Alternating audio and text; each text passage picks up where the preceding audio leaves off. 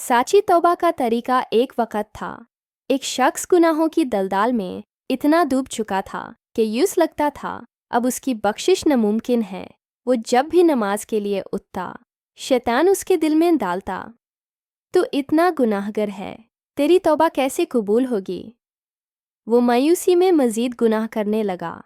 एक दिन वो एक पुरसुकून मस्जिद में बैठा था कि उसने एक आलिम को ये फरमाते सुना, अल्लाह फरमाता है, ऐ मेरे बंदे, अगर तुम्हारे गुनाह आसमान की बुलंदियों को भी छू लें और तुम एक बार सच्ची तौबा कर लो तो मैं सब माफ़ कर दूंगा और मुझे कोई परवाह नहीं।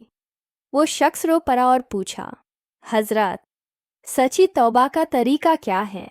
आलिम ने फरमाया, सच्ची तौबा तौबतुन नासू के 4 रुकन हैं। 1. नादमत, रिग्रेट, दिल में ये एहसास होना कि मैंने अपने रब को नाराज़ किया है। 2. गुनाह छोड़ना, उसी वक़्त उस बुराई से रुक जाना। 3. माफ़ी मांगना, ज़ुबान और दिल से अस्तगफिरुल्लाह कहना। 4. दोबारा न करने का आज़म, पक्का इरादा करना कि अब ये गुनाह कभी नहीं दोहराऊंगा। आलिम ने मज़ीद कहा, याद रखो, अल्लाह को गुनाहगार का रोना नेक इंसान की तस्बीह से ज़्यादा पसंद है। जब तुम्हारा एक आंसू निकलता है तो वो दोज़ख की आग को बुझा देता है। उस शख्स ने उस दिन सच्ची तौबा की। उसने महसूस किया कि उसके गुनाहों का बोझ उतर गया है और उसका दिल एक बिल्कुल नए पैदा हुए बच्चे की तरह साफ हो गया है।